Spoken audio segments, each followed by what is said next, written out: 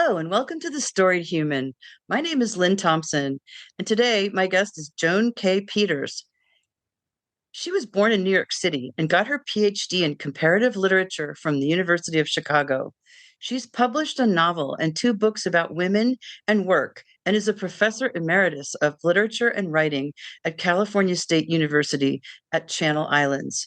She lives in Ohio with her husband, her dogs, and her chickens. Her new book is Untangling, a memoir of psychoanalysis. Learn more at untanglingjoan.com.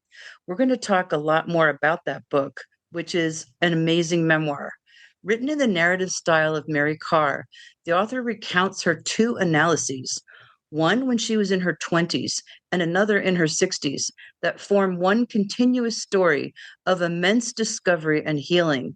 She dramatizes firsthand accounts of how she and her two very different analysts unlocked the traumas, losses, and terrors of her past, enabling her to confront and understand them, and finally feel free to fully enjoy her life. Welcome, Joan. It's an incredible book. I'm so happy to have you here today. I'm so glad to be here. So I'm tempted to start in the beginning, but sometimes people have a feeling of somewhere else to start. You know, one of the things I like to start with is why I wrote the book. And people are always telling me that, oh my God, you've disclosed so much. People don't talk about these things, and these things are what's in our deepest self, what's in our minds. And um, I'd like to just say that one reason why I did it is because our families and we have inherited such silence about who we really are and what's really happened in our family and our extended family, our parents, our grandparents. My grandparents were all immigrants and had tremendous upheaval in their lives, never talked about it. That was the old country, never talked about what happened to them. My parents never talked about what happened to us. And I think that it's kind of an American tradition. And I really wrote this because one of the things I learned in psychoanalysis myself is that all of these things I kept bottled up in me, my fears, my longings, my insecurities, all of that came out in the psychoanalysis, in therapy. And I realized and was happy to learn from my therapist that it was just perfectly human to feel this way, and that there were good reasons why I felt the way I did, why I experienced such profound loneliness, let's say, and how that kind of basic loneliness, which was there whether I had friends or family or whatever, had a real origin story, and it sat inside of me, and I had to find it and own it and understand that it wasn't something to run from and be ashamed of. And I think that we, particularly in America, are rugged individualists. We think we have to stiff up our upper lip and go it alone and just stop whining and get to it. And I think we are an invigorated people because of that attitude. But I also think that it often means that we don't share our vulnerabilities, we don't admit them to ourselves, we don't explore them so that we don't have a chance to heal them and make sure we're not passing it along to our own children and our acquaintances and our friends and our colleagues. So I think I wrote it with a sense of mission, that I read it that way. Yeah, like you really yeah, are going to say, look at this. This yeah, I found out this, and there was a good reason, and there's a connection. yeah, It's funny as you move through life, and I've gone to therapists on and off, and I really highly recommend it. Um, I noticed that, not that I know a lot about mental illness, but I did, sort of pick up on the definitions of some of the things that were prominent for me. And I would look at people and say, that is an undiagnosed case of blah, like I Yes, would just that's say, right. That's it's right. just, and you feel compassion instead of, I think that's what's so great is that knowledge is power, right? Like you feel compassion Yeah, instead of getting irritated. that's Like I right. used to just get irritated, but now I go, well, that person's hurting. There's a Yes, lot of that's hurt there. exactly But you brought up such a great point. If we don't heal these things, we're acting out of them and we're unconscious, right. Right. and really that stiff upper lip only takes you so far. Yeah. Well, I mean, you can in fact get very far. I mean, I think many people who are high achievers Yeah, are you're right. people who can cut off their emotional selves We in value order that, to right? keep producing and achieving, and of course they can go through life being very destructive and self-destructive. Yeah. Um, and I think it's very important to look at, it's not blaming. I think people fear that therapy is Yes. going to end up having you blame your parents for everything that's wrong with you. That's not it at all. It's really exactly what you just said, which is as you understand what makes you act the way you do, you you begin to understand your parents and what made them who they are. And they too acted out of fears and traumas that they might not even have known. In my own case, my father died when I was two, Oh, and my mother married a new person when I was five. And that early life, she was only 26 years old. She had two small children, and her husband died, no money. She nursed him for a year because they couldn't afford a hospital, and she had to go back to work. She was a model. Just a week after the funeral, we were alone. Her family couldn't help her, and that obviously was so traumatic for her to live through. And she didn't have the kind of background that would have prepared her for that sort of challenge. Her own parents didn't even speak English. They didn't read and write. They weren't able to help. And I think that what happened is she simply had such pain in that part of her life that the way she handled it, which is actually the way many, many parents handle painful things in their family, she just never spoke of it again. We were never mentioned it. yeah. It never happened. I never knew who this man was. I kind of knew that there was Yeah. this dead father that we were never to speak of. That was it. And when you have that kind of hidden secrets and so on, that's corrosive. It meant that I could not connect with myself as a grieving child, as a frightened child, I watched my mother give my father morphine injections, and I watched him. He was not in his right mind, and it was terrifying for a little kid. Now, all I'm saying is that something my mother did what she knew how to do, which was stiff upper lip. It never happened. She would tell us if we asked a question, you were children, you didn't know anything. And of course, that's not ever the case. Children do know. They pick up fear. They pick up insecurity in the parent. They pick up something tragic has happened, even if they have no idea what death is. In my case, I certainly knew my father disappeared. And I also knew he wasted away and was sick. So I think to bring everything out in the open, you have such a better chance of knowing what it is, not having it turn into these demons and phantoms in the back of your mind that you dare not go near. Um, Yeah, yeah. that's so strong. The image I got when you were talking about that was your mother boxing it up and Yes. just putting it in the back of her mind. Yes.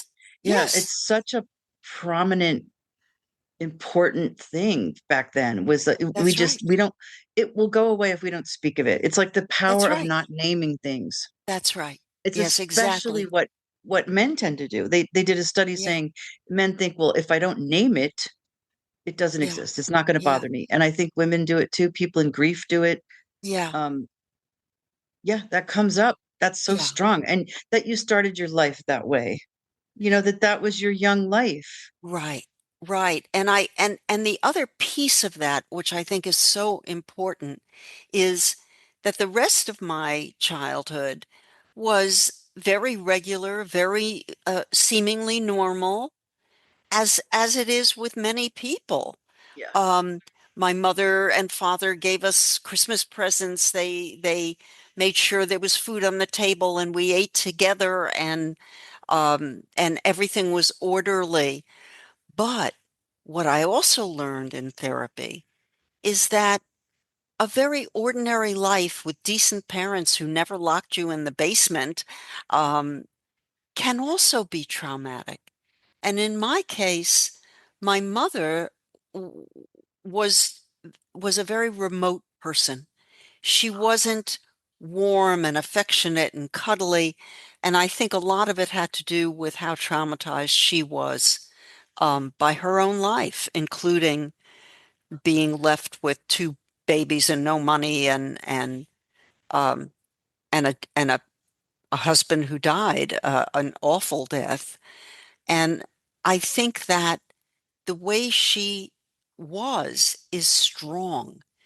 And I'm very grateful for that strength. I inherited a lot of it, and of course that's a beautiful thing. And she was also very competent and very charming, and yet there was an absence in my home. There was an absence of the warm, loving atmosphere that a child needs to grow.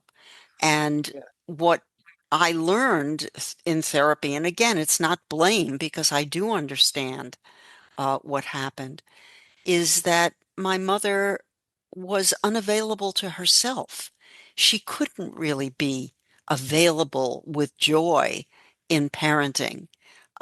She was too upset by life and bitter and withdrawn in her personal sphere. Even though she may have done everything correctly, she wasn't, her heart wasn't in it, as it were. Yeah. And I think that that's true for many, many people. And it's important to understand that the absence of warmth and joy and real physical affection from parents is itself a trauma. Children need that. And if they don't get it, they can't flourish.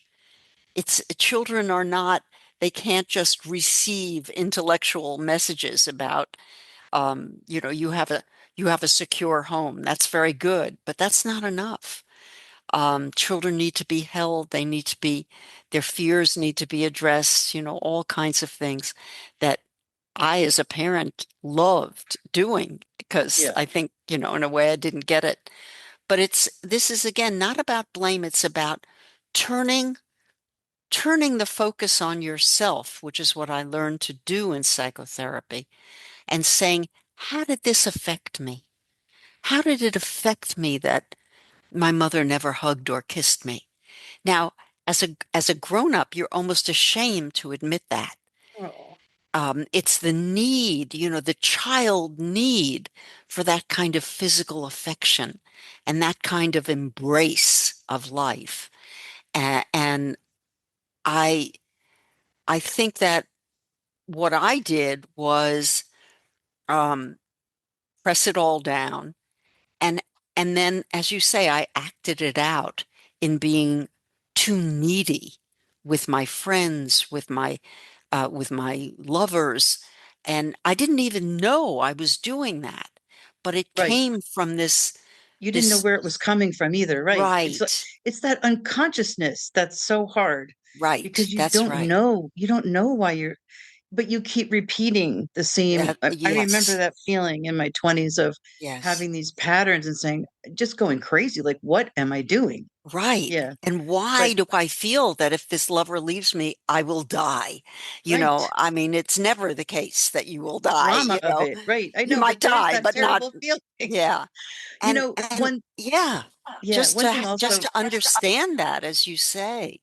I think it's so beautiful that you emphasize not blaming your parents and that you have compassion because who could go through that at your mother's age, Right, especially back right. then where there were less opportunities for women and she had no money and she got through that. So I have to admire that.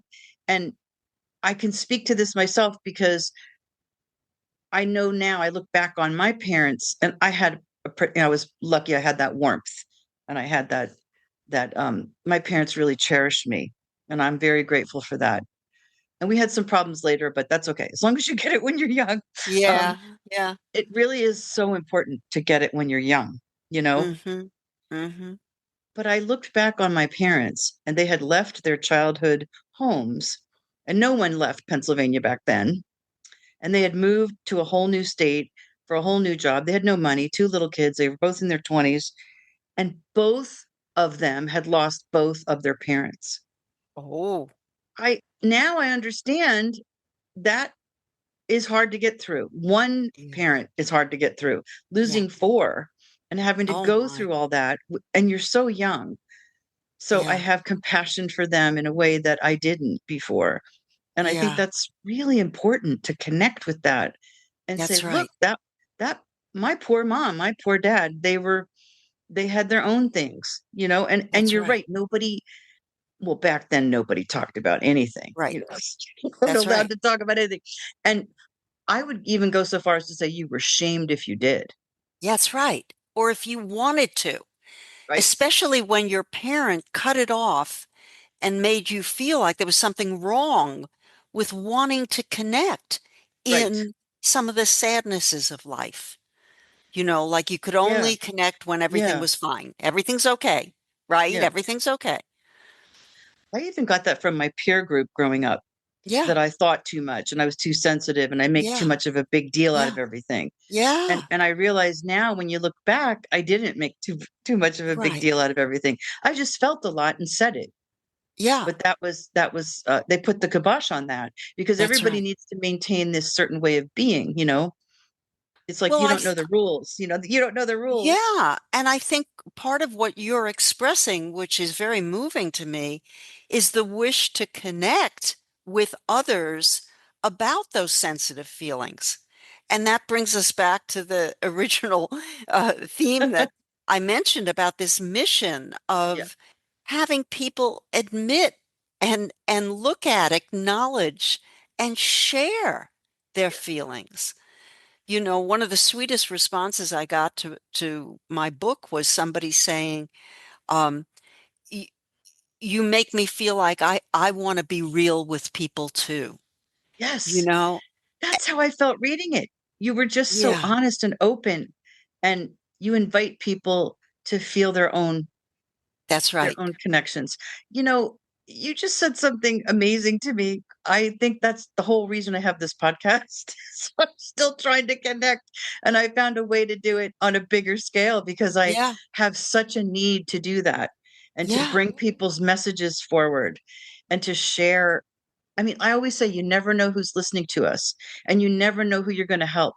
And I do love that. I love that part of what we Yeah, do here. And I love that there are brave people like you who took the time. I mean, this book, the bibliography alone, like you just really took your time and built yeah, this beautiful book. And yeah. I Thank just you. think it's going to help so many people. It's so personal. But you know what they say?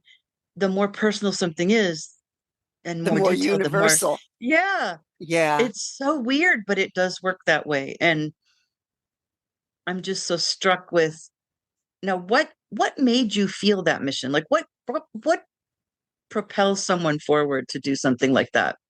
Well, first of all, I mean, just writing the book was, I was writing about my psychoanalyses, and usually that's something people hide. Often they don't even say they're in therapy because maybe you'll think I'm crazy, or, like I'm self-indulgent or whatever. We're very private. We're such private people. Yes. And I felt such excitement in what I learned, particularly in my second psychotherapy. My first psychoanalysis was really all about finding out my family secrets.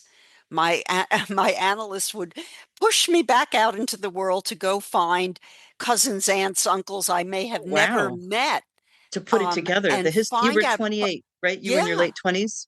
yeah, Yes. and that was amazing.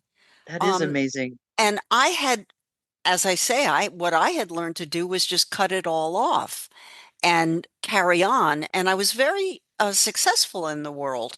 I was a college professor. That was pretty great from where I came from. But I had there was something I would just cry for weeks on. I didn't know why I would get depressed. I didn't understand why I was so lonely all the time. And all of these feelings, it didn't make sense because my life was okay. It was better than okay. And I had to really, when I went into psychoanalysis, I only did it because I had nightmares all the time. And, Oh, and I would wake up screaming. And finally, my lover said, people don't wake up screaming twice and three times a week. You need help. And I, I did. I didn't know anything about psychoanalysis. And I went. And again, what I learned there is she gave me my life back because I didn't even understand the family dynamics and um, how much this early life really mattered. And yes. and knowing about it really mattered. I found a cousin who uh, who had lived with my dead father, not when he was dead, for years when she was growing up. And she met me for lunch. We sat down at a table. She took out a card. She said, "I want you to see this." And she pushed it across the table, and it was my father's business card. It said Lucky Dresses. I mean, he had a little company that made cheap knockoffs of fancy ladies' dresses. And I saw that. I had never thought I had any feelings about this man. I didn't know, he never came back to me in a dream, nothing. And I looked at that card and gushes of tears came out of me. And obviously, I had a connection to him. I had known him for 2 years. He was my father. We were never allowed to mourn him. We were not taken to a funeral, nothing. We just got sent to an aunt's house, and when we came back, we had a different life, and we never again saw a picture of him. We never saw anything that was related to him. So I I think what I'm saying is that was so miraculous. It was absolutely miraculous to me what I was learning, and that all of these, how it affected my mother and how my mother then affected me, all of it, why she was so cold, why she had been so traumatized, why I was for her the mark of the end of her life with this husband. Because when I was born, they had diagnosed him. Right after. Yeah. So, I began to feel all of these feelings and feel um, who I was and put pieces together. And then in the second analysis, I really began to understand why certain emotional problems persisted in my life. and I needed to go deeper into, I mean, I had the material now from that first analysis. Now I needed to investigate the emotions. And that's where people really can look around them and see, what is it that's going on for you? You know, maybe it's depression, maybe it's being anxious. For me, I was very controlling. I had to have everything very perfect. And I learned that inside of me, I was so afraid of the emotional chaos that really was there since I was a child, and had to feel everything on my own because we were never allowed to talk about any kind of sad feelings or scary, or I mean, I would wake up when I was a little girl, I would wake up with nightmares, and my mother would never talk about them or cuddle me or anything. Go back to bed. And I think I needed to really explore all of that. And again, I feel like we live in a culture that says, get over it, right? I think That's you're our right. theme song, get I over it. think you're right. I And think especially I've yeah, noticed when you lose go on. someone, sorry, when someone dies, I notice people still expect you to be better after a certain amount of time. That's right. And I lost my mother. I had two little kids. I lost my mother in 2001 very suddenly. It was horrible. She had suffered a lot. And I'm a therapy person, so I went to therapy when I wasn't dealing well with it. Yeah. And I talk about it on the podcast. I have a couple of solo episodes because I think it's really important to acknowledge that grief has its own timing. It's going Yes. to hit you differently depending on, I mean, and we don't just grieve when we lose people. Like I found out a lot about other kinds of grief that we don't even acknowledge as grief. Like when we get laid off, a lot of people are being laid off Oh, now yes. and they've been Yes. there forever. And those people they work with are like their family, but they're just expected to like, tut, tut, I'm moving on. And Yeah. no, it's a time of Devastating. grieving. It's a time of grieving. And when I lost my mom, I realized that people were expecting me to be Yeah. better. Yeah. And my a member of my family said that her mother told her that, you just need a year. You need to go through each season and you'll be better. Right. This is my mother. I was so Yeah. close to my mother. It took Yeah. me 2 years before I felt even close to normal. And Yeah. I was developing complicated grief, which Yeah. is depression mixed with grief. And my joke is I'm a type A personality, so of course I couldn't just have regular grief. I had to go for the big, with gusto. I make a joke about it, but that therapist was so gentle and kind and guided me through it. And a lot of it was what you were talking about. What came out was totally unrelated to the grief, was the Right. bottled up emotions that she was picking up on. She goes, "You've been stuffing things down for years." And I think Yeah. that's what you're talking about. A whole lot of Yeah. us are stuffing things down and But we're we don't afraid. know that. We We don't don't. even know that it's there. We don't. We think we're done. We're over it. We didn't talk about it. We moved on. But she said you can't do that forever. It builds up. It's never going to go away. And you just have to move through these feelings, as scary as it is. But I think a lot of people feel like I did. Like I'll never stop crying if I start crying, or I'll never Yeah. stop feeling this bad feeling. Yeah. And I think we just would rather avoid. And I'm really struck with your idea of the chaos within, Yeah. that fear of that chaos, because Yeah. I too was very controlling. I was working on it. um and it's such an illusion too, right, that we control anything. Yeah. Right. But we hold on Totally. to it nonetheless. You just bring up some wonderful things, and I wish people really hear what you're saying. Well, I mean, I think we can learn so much from watching our own children. You know, when my daughter was 2 years old, I could see how attached she was to her daddy, and how she held on to him, and she if he was lying on the floor, she would just climb on top of him and and hang on. Oh. And he was hers. He belonged to her. And that made me understand more about what I must have felt for my own father. And when I was 8 years old, I found four pictures in my mother's drawer, hidden. And they were two of them were pictures of me sitting on his shoulders. I had never seen a picture of this man. I didn't know Oh. he really existed. Hmm. And what I saw in those pictures was physical connection to him, me and him. I'm holding on to him and he's holding me. And I began to see how terrifying having him disappear from my life without anyone saying anything about it. And I was not verbal enough to ask questions. I was only two, and I couldn't make I couldn't make sense of it.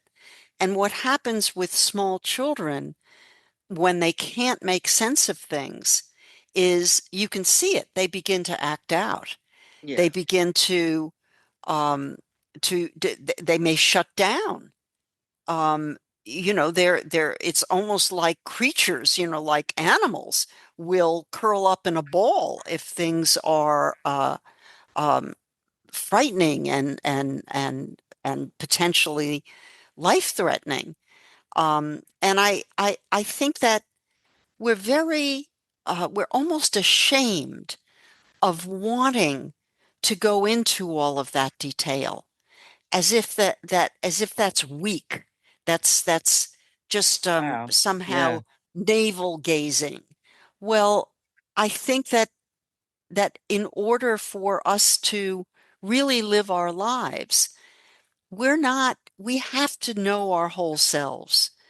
When people shut off a big part of themselves, I had the experience, and it's another reason why I went into psychoanalysis for a second time, is I had this wonderful life. It was everything I had worked for, and I couldn't fully be in it. I was Mm. always, kind of three steps away from depression.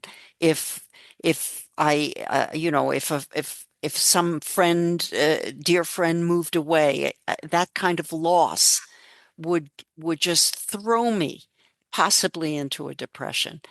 If somebody I loved didn't was seemed to pull away from me, even if it weren't true, if it was I'm oversensitive illusion of it, um, I could go into a depression. And and that was true even with my daughter. And I remember being in therapy and saying, understanding that I was so overindulgent in a certain sense because I was afraid she wouldn't love me, Mm. and that went back in my case to my fear that if I wasn't good enough, that somebody I loved would disappear like my Oh my father God. did, That's so, or just be very cold like my yeah. mother was. Oh my God. So And all of that is coming out in our lives and how we are with our children, with our friends, with our husbands and wives. So you're not living the life you could live if you could live your life. yeah. And I'm so struck for you. This happened so young. Like you said, you weren't even Right. verbal yet. And Yeah, yet it has this reverberating effect that that's right. luckily you were able to explore and understand. And it just brings up this idea that we can't, even very young children are feeling intense amounts when things happen, and Everything. we can't ignore That's right. these things. We can't ignore That's these right. things. Yes. And it's true even with a child who's, let's say, 7 or 8, where they might have language, but they might not have the language to express these very complicated feelings, Yeah. especially if there's no place for them, obvious place for them. It's like they haven't listened to your show with the invitation to talk about Right. um, Yeah. complicated things, And Yeah. And I think as grown-ups, we forget that. I read a really beautiful post that said, your child is not overreacting. Your child is not spoiled or having a tantrum. Your child has no tools for dealing with this thing. And this thing is the first time your child has ever experienced this thing. So Yeah. they don't Yeah. have that way of regulating or judging how Right. excited to be. Right. this is a That's big right. thing, right? That's And right. so, That's I mean, right. if you think about how little things are big things when you're young, what happened to you is so deep. And like you said, you weren't verbal, you were so young, it Yeah. wasn't talked about later. I think that you would have had a more healing experience if your family, I know Oh, of nowadays course. people remember the spouses that were lost, or they have pictures, they talk about the relative. That's right. None of that was available to you, so That's right. it just made it worse. But honestly, we don't have the tools when we're young, and Yeah. we don't know how excited to get about stuff because it never happened to us before. And part of how you learn how excited to be or that you're frightened and it makes perfect sense is by a parent's reaction. How Mhm. you know how we all with children say, "Oh, that must have really been scary." Yeah. And then you talk about it, or isn't that fun? And part of what we're doing is mirroring the child, explaining that that that's how you feel, and this makes perfect sense. Oh, Or yeah. I know you feel very upset, but you can't hit little Charlie, you know? Yeah. And so we're giving them the tools. You can feel it, but you can't act it out. So And good. and we have to have parents who are attuned and willing. And if the parents are themselves emotionally limited, Yeah. if they themselves have all kinds of problems that are coming out with the children, if they're threatened by the children's feelings, Yeah. I think So then true. the child just learns to be ashamed of all of those feelings and learns to be frightened of them, and they turn into chaos inside. Um, and Yeah. that's kind of part of the journey of what I call untangling, and what I think a good therapist. And sometimes when your problems are really complicated, you need a deeper dive, and that's psychoanalysis. And that just gives you more tools than you would get in therapy. And I know people don't often know the difference between therapy and psychoanalysis, but I think a big piece of it has to do with when you can't get to those feelings um, by just talking about them. Right. You use methods in psychoanalysis like free association. I So was you're fascinated just, by that part of your book. Could you talk more yes, about that? yes. I was not, I mean, I arrived in my 60s. I knew what had happened to me, but I knew it intellectually. I Okay. didn't really explore the emotions with my first uh, analyst. It was all I could do to construct what had happened to me. Right. Um, and now I was really in a different place, but I could not access. I had tried just therapy, and it was nothing was changing. And I started this, and in free association, you begin to um, be able. Stuff comes out of you, as it were. You can't even believe you just said that, but it's using your unconscious. It's Yes. allowing your unconscious to speak, as opposed to your conscious self, which is where you usually speak from in therapy. And the other really big area of difference is transference. So in psychoanalysis, another way of having access to that deeper gnarled self is how you start to feel about your therapist. In therapy, it's still a conversation. In psychoanalysis, you begin to have feelings about this other person, and that becomes part of the therapy, is why you may be um, with my psychoanalyst, for example, she would try she would try and express warm and caring feelings to me. And you would think I would really be crazy for that, like, oh boy. Right, right. No But she go. was a maternal figure, and I Mm. had never had a Mhm. maternal figure that expressed warm and caring feelings for me. So I was offended by them, and I would try and keep her at a distance.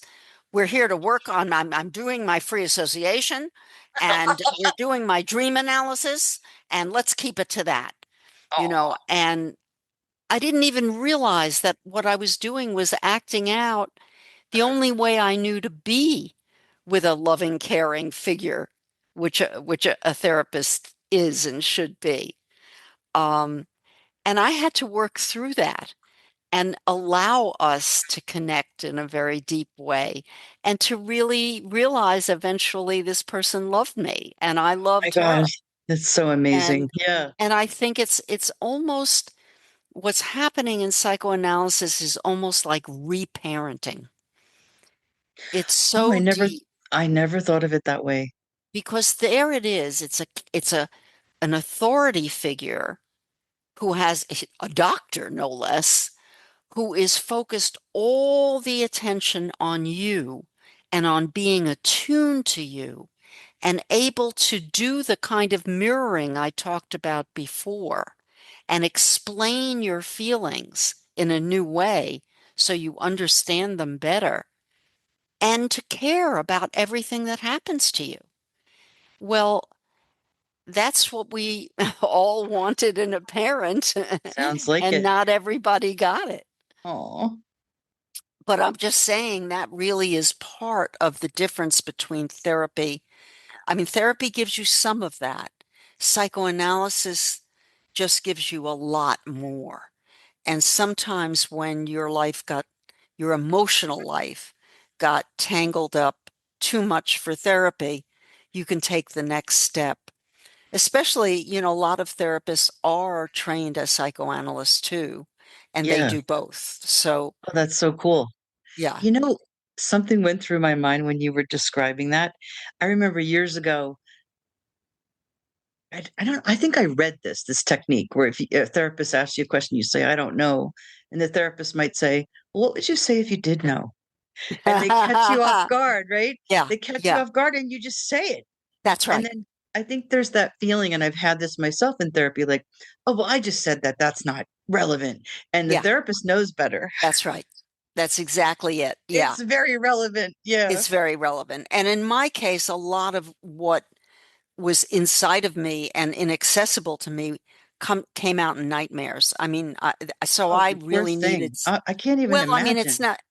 In a way, it's lucky because it's very graphic. You can really see, Yeah. and I had to have somebody who could work on dreams because they were, Oh, they were just earthquakes every yeah. other night, and I had that material. So, somebody who's trained in dream analysis, was really helpful to me.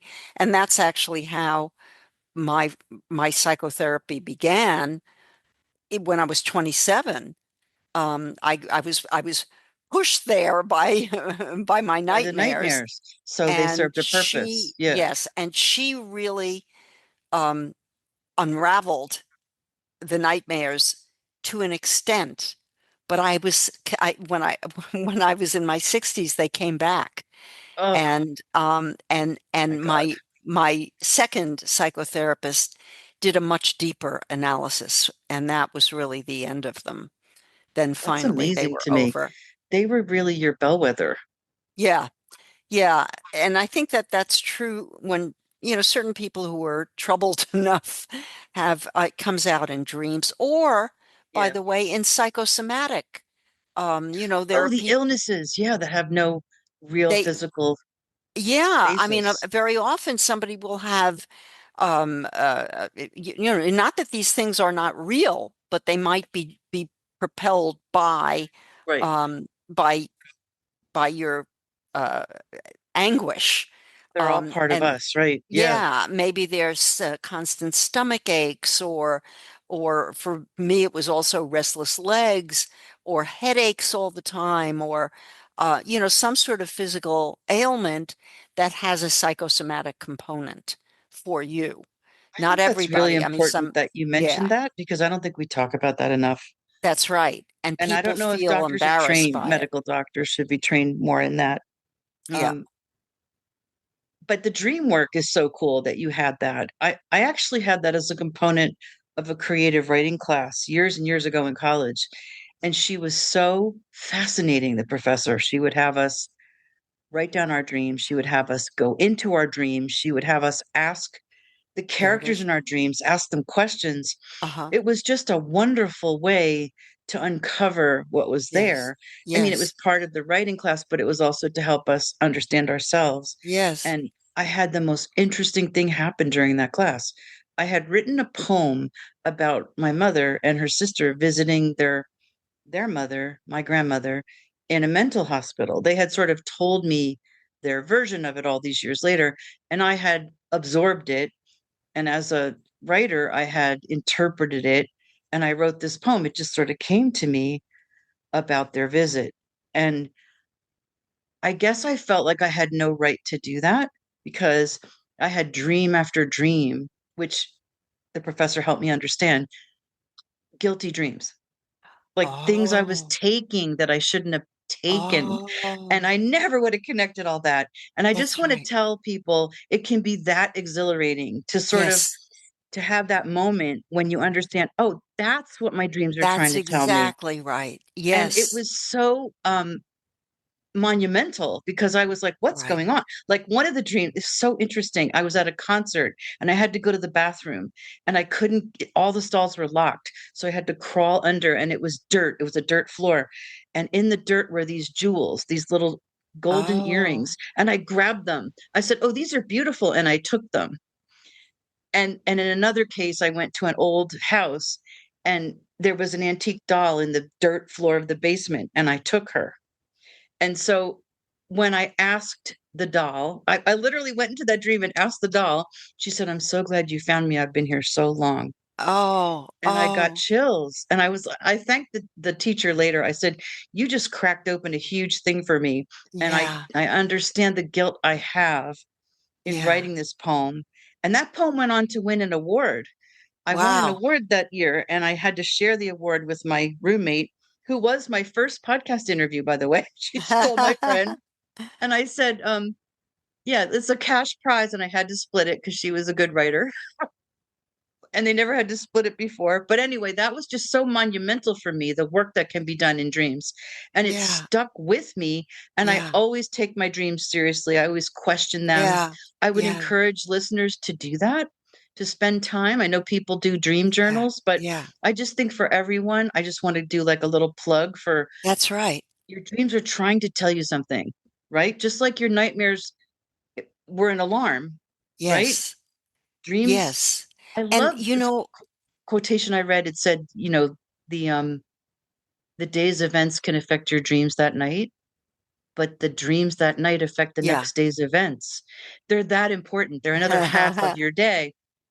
And that turned my head Yeah. around. I was like, and have you ever felt like that? Like I've had a dream and I'm like in it still. I'm awake, but I'm like, it's like a stew that I'm still Yeah. sitting in. Like I can really feel. Yeah. So They're it's haunting. real. They stay with you. It's almost like a different reality, but it's part of you. Yeah, And it does feel like um they have something to tell you. I mean, I it's think your they do. psyche. It's It's you. your Yeah, it's psyche you. that And produced it. I'm so struck by the fact that your nightmares wouldn't let you not look at it. That's right. You But wanted part of but you wanted to heal the other part of you. well, and I I have to say I really learned something profound from it. But just to stay for a minute with your dreams, you mentioned two dreams. And what I want to suggest is that you don't have to be in psychoanalysis to be psychoanalytic in your thinking. So Yes. psychoanalytic thinking is really about um, taking in this case, your dream, it can be behavior patterns or anything, and just staying with it and really examining it. So in both of those dreams, there was a dirt floor. And that's in itself an image that feels to me like it wants to be, it's telling you something.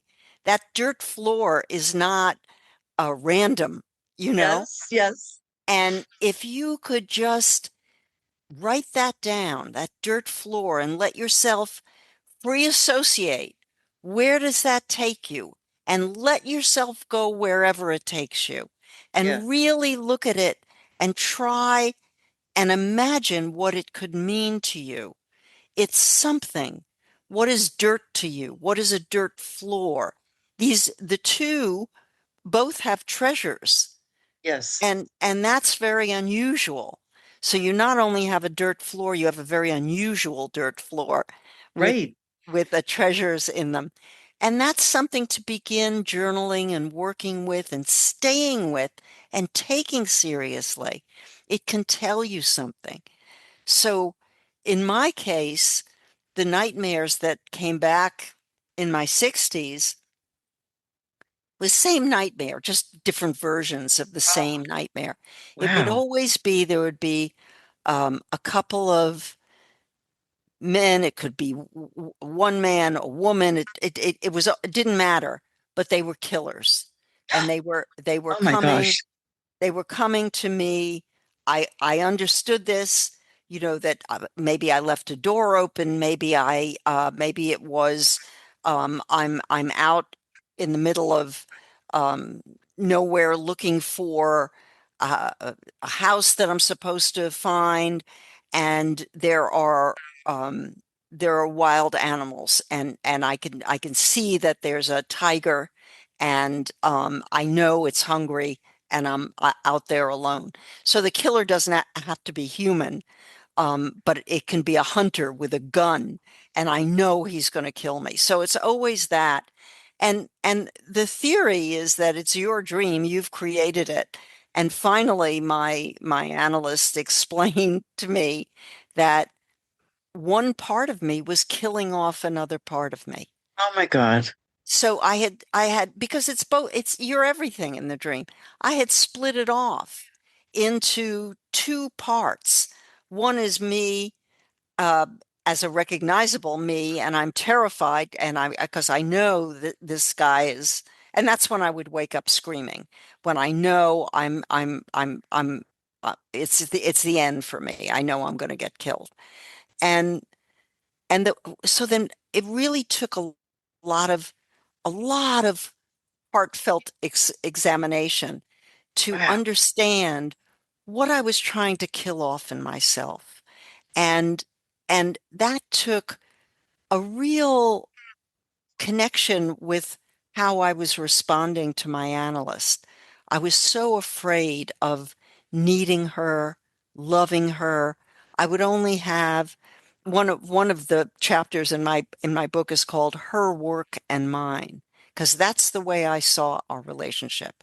We were working, we were doing her work and my work, and then we would have interpretations. And You that's the know, end of it. Yeah, that's the logical, end of right? it. But really, it was so much in the relationship Yeah. between us and allowing me to accept not only that she cared about me as a person, but that I was growing more and more dependent on her. I cared more and more. Yeah. I mean, really, that was terrifying to me. And so these dreams Oh, came back. And I think it was so frightening because when I was a child, that I wasn't allowed to be dependent in that way. I couldn't. When I was two, my mother went off to work. She's probably gone 9 hours a day because of the commute and so on. So she left us with babysitters, not very good ones because she had no money. oh, Just a bad situation. But my point is to feel that dependency, it ended up getting me rejected by my mother. She couldn't, she had to raise a child who was tough. That's what she thought Yeah. she was Yeah. giving me. She had no And room she for that. did. She did. But that's not really a, that's not a whole person. Right. At what Um, cost? Right. yeah. So and that's where dreams can really they get complicated to interpret, but we can do a great deal of self-interpretation if we really just allow ourselves to sink into a dream and not run away from it and really listen, look at its imagery. And Yeah. that's what your dream is asking you to do too, Yeah. to look at that imagery.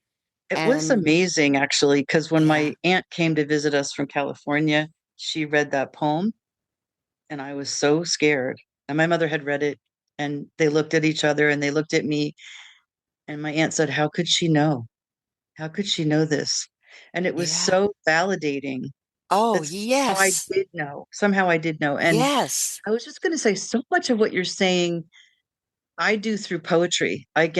Yeah. I write Yeah. poetry, and Yeah. I let the floodgates open now that I'm older. I let whatever comes come. And Yeah. that's sort of what you're talking about. It's a Yes. wonderful thing. I think everyone should do more of that. Well, It's like it's a take it tool. It's a tool. You have poetry, other people journal, right, but let it's it a come. Yeah, let it, yes. no matter, Yes. don't judge it. Don't judge your thoughts Right. because you're doing that free association. You're doing that Yeah. sometimes by yourself and you're judging it before it even comes out. It Yeah. could be helpful. It could be, you could learn something. Well, and particularly, I think part of what I'm giving readers in my book is you don't have to be ashamed of it. This is human. Right. It's there for that emotion, even if it's aggression and violence in your psyche. It's there for a reason. It's telling you it needs to be expressed. Yeah. And if you don't express it, you will act it out. Often in violence, and I mean emotional violence, not physical violence, against yourself. Yeah.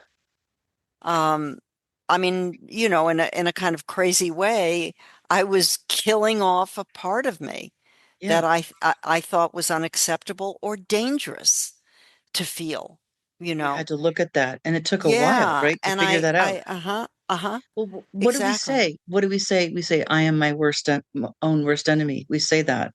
Yeah, yeah, It's true sometimes. yeah. And I think, I think about that Thoreau quote, the mass of men lead lives of quiet desperation. And I think so many people are hurting and Yeah. and a lot of it has to do with because we're we're ashamed of our feelings and we Oh, it's so can't true. Yeah. allow them. And we're And soldiering on no matter what, that's right. right? That's right. But it Exactly. doesn't work. I remember Yeah. when I was in a very deep state of grief and I went to the store and I had to do something, some clothing store for the kids. And I'm walking back to my car and I'm turning around and I'm watching these people come out of the store and they're laughing and they're talking and I had this mad urge to walk up to one of them with a microphone and say, how do you do it? It's like, are you carrying sadness? Yeah. Just sort of Yeah. that separation, like Yeah. we're all carrying something. And it's really Yeah. good to remember that. So that's what I want to know from you too, is that do you think your compassion just increased and deepened as you went through these things? Your compassion Oh, for others? incredibly. And again, it changed my relations, like with my daughter. I wasn't so afraid anymore that she wouldn't love me. As my analyst explained to me, children love their parents, even parents who are not That's so wonderful. necessarily nice to them. They And just they then don't know any different, right? They're yeah, I mean, we're attached to our parents. And once I once I got confident in that, and I realized that, and I understood that it was my own neediness and fear from my experience, it was much easier for both of us because I wasn't kind of all over her, worried that she wasn't gonna, be happy with me.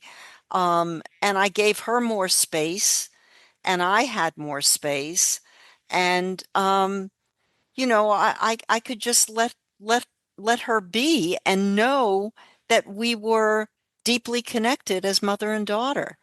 That's And wonderful. so it opened things up, and I wasn't so anxious. I wasn't such an anxious mother. Oh, it's a gift. Yeah.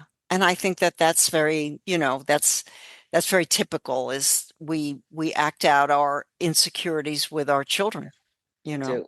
It's so true. Yeah. Well, I Yeah. can't thank you enough for coming on. I feel like I've learned so much already, and Oh, I'm so pleased. I'm just so happy that you're sharing this. Is there anything else that you want to talk about? Did we miss anything? I don't think so. I hope people will get in touch with me if they read my book and feel Yeah, themselves able to understand themselves better. Because that I would be think I, great. I do try and offer that, fundamentally we're humans with very similar basic needs. So And it comes sometimes down to those. we Yeah. forget we're all connected. We really are. We're not that Yeah. different. So how can people reach you? I like to have people say it out loud because sometimes people don't read my show notes. Right. Yeah. Well, you can reach me through my website, Mhm. untanglingjoan.com. And you can also just reach me through my publishers, Roman and Littlefield. And if your listeners want to reach me, I'm at Joan at peters.net. That's my email Oh, address. that's great. Well, thank you so much. Thank you. I just feel lucky to have talked to you today. Great. Well, I'm so glad you had me on. I appreciate it. It was great.